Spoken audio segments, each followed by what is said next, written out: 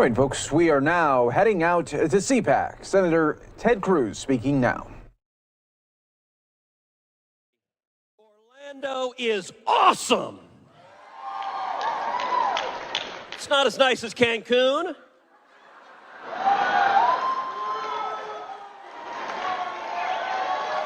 But it's nice.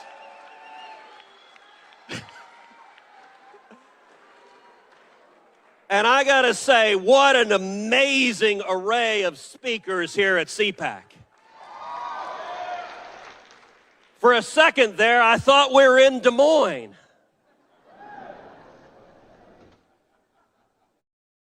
That one took people a minute. We are gathered in dark times. We're gathered at a time where the hard left, where the socialists control the levers of government, where they control the White House, where they control every executive branch, where they control both houses of Congress. Bernie is wearing mittens. And AOC is telling us she was murdered.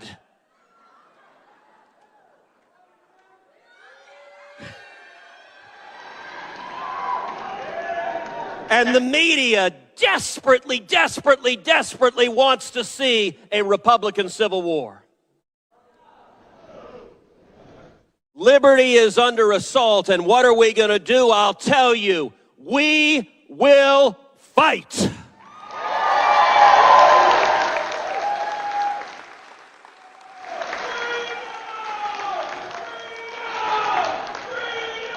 Listen to William Wallace. And let me tell you, the media here looks at the men and women gathered here, at the young people gathered here, as dangerous radicals. This is the Rebel Alliance.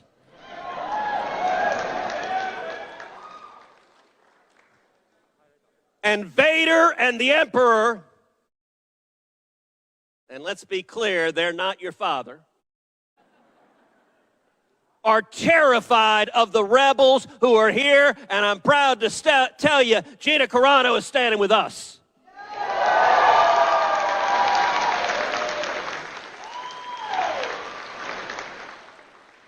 So what do we do? What do we do at a time where the hard left is resurgent? Two very simple things. Number one, we defend liberty. Look, are there tensions in our party? Sure, because we believe in diversity. We believe in individuality. Different people have different views. We aren't the Borg enforcing. I may have committed a cardinal sin mixing Star Wars and Star Trek. Next thing you know, you're going to cross the streams and the Stay Puft Marshmallow Man's going to come. We were just too many terrible references there. We don't believe in uniformity, but I'll tell you what can unite conservatives and libertarians and those who value the Constitution and the Bill of Rights is a love of liberty.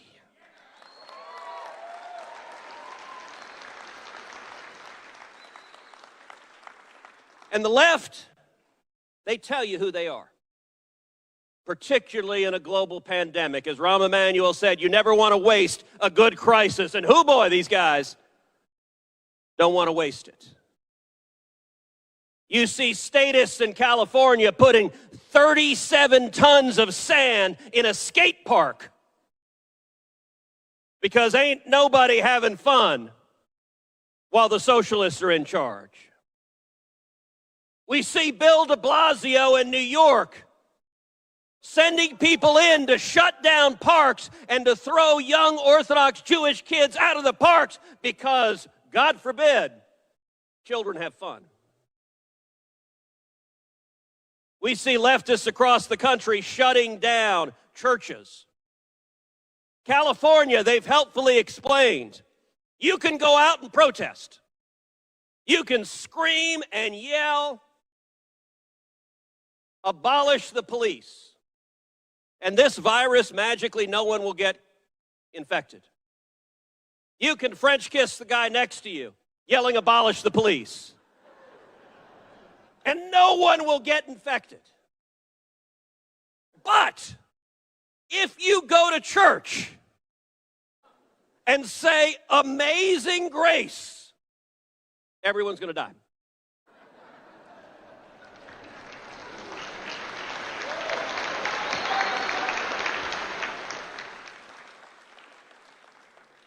By the way, how many of y'all have eaten at a restaurant in the last 6 months?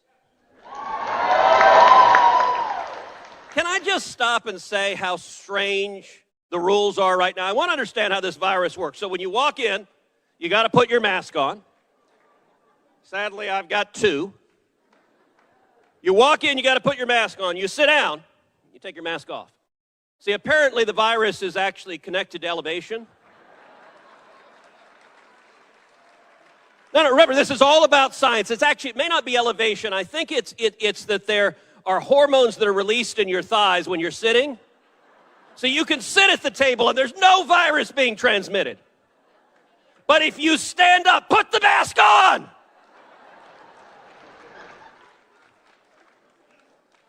And listen, let's be clear. This is a dangerous virus.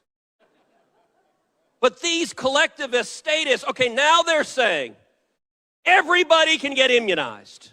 We can have herd immunity everywhere, and we're going to wear masks for the next 300 years. And by the way, not just one mask, 2, 3, 4. You can't have too many masks. How much virtue do you want to signal?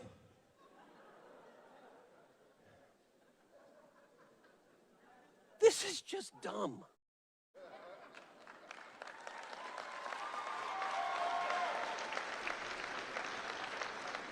You know, the U.S. Capitol has giant fences with razor wires and 5,000 National Guards standing out front because the Democrats are convinced that political theater helps them. Let's be clear, this is not about security at this point. This is about political theater. Half the country, the deplorables, are dangerous.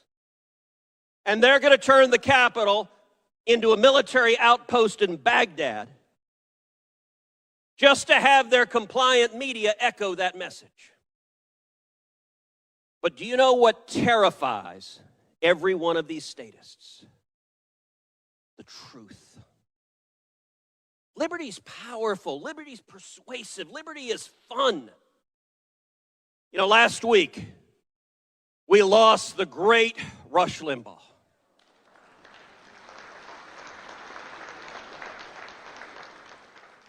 I was so blessed and so fortunate to call Rush a friend. And Rush understood the power of liberty. You know, before there was Hannity, before there was Tucker, before there was Ben Shapiro or Steven Crowder, before there was Donald Trump, there was Rush Limbaugh.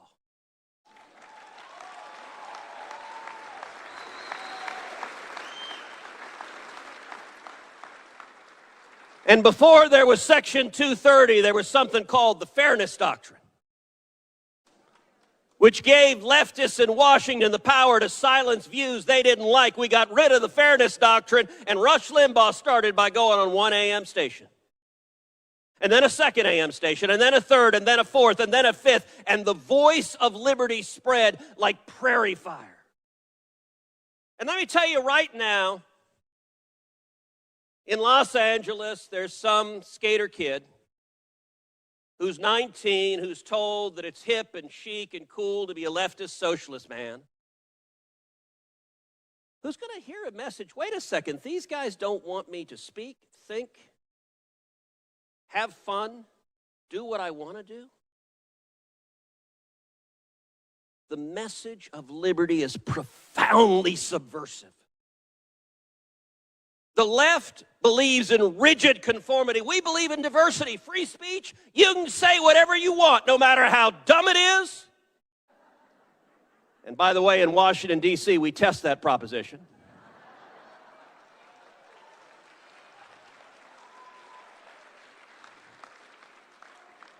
Religious liberty, you can worship however you like on your knees before Almighty God. Or you can worship the almighty dollar. Or you can worship, I don't know, pink Martians. That's the beauty of freedom, the Second Amendment. Oh, the left hates the Second Amendment because they want their people docile and compliant. You know, when we saw riots all across the country, I remember there were reports that riots were going to come into suburban, mostly peaceful, fiery but mostly peaceful. There were reports riots were going to come into the suburbs. I got to tell you, in Houston, where I live, there weren't any rioters. Because let's be very clear, if there had been, they would discover what the state of Texas thinks about the Second Amendment right to keep and bear arms.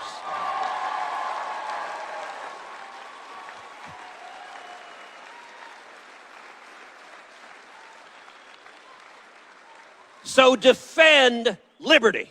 But number two, have fun. Have fun. You know, so many on the right, they act like they got a stick inserted somewhere it doesn't belong. Like, just lighten up. Especially now, the left, they are shrill. They are angry. How many leftists does it take to screw in a light bulb? That's not funny!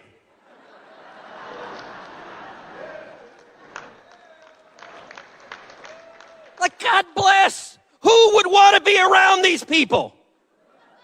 You know, Jerry Seinfeld doesn't tell comedy anymore because any joke that's funny is canceled.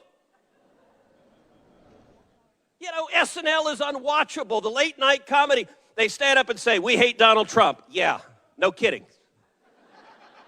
We didn't get that the last 9,000 times you told that.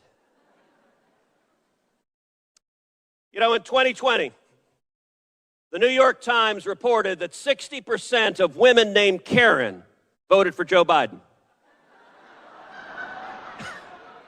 That's actually real. You can look it up, the fact checkers, that's what the New York Times reported. And I'm willing to bet 80% of the men named Karen voted for Joe Biden.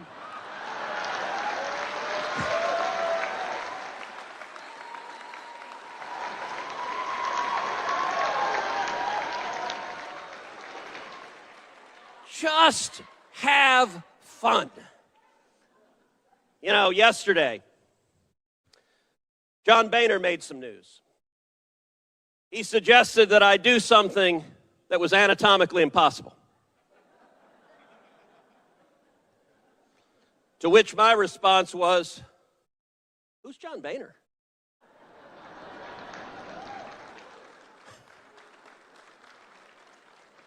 And you know what? There are a whole lot of voices in Washington that want to just erase the last 4 years.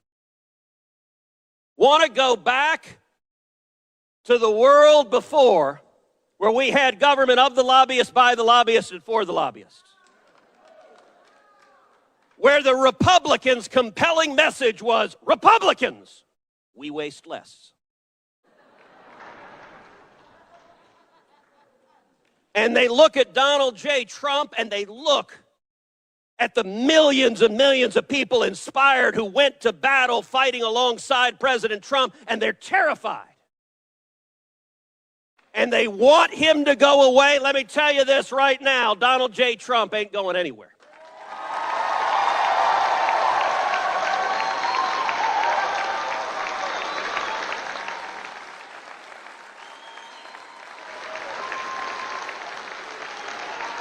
And the Republican Party is not the party just of the country clubs. The Republican Party is the party of steel workers and construction workers and pipeline workers and taxi cab drivers and cops and firefighters and waiters and waitresses and the men and women with calluses on their hands who are working for this country. That is our party, and these deplorables are here to stay.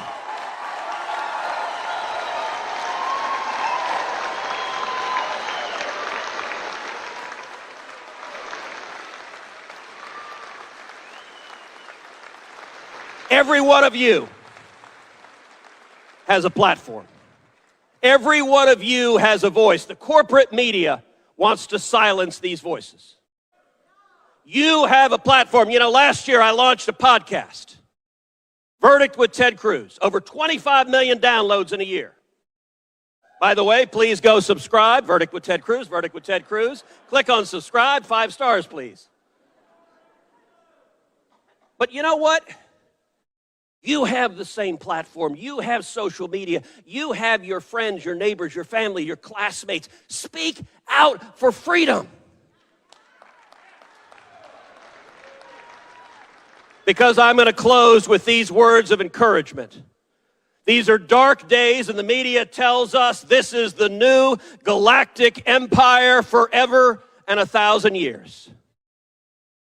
But already Joe Biden and the radicals in his administration, they are already overshooting. They are already going too far. Their policies don't work. They are disasters. They are bad. They are destroying jobs. They are stripping our freedom. And there is a natural pendulum to politics. And the country will come back to sanity. And mark my words, 2022 is going to be a fantastic election year. And so is 2024.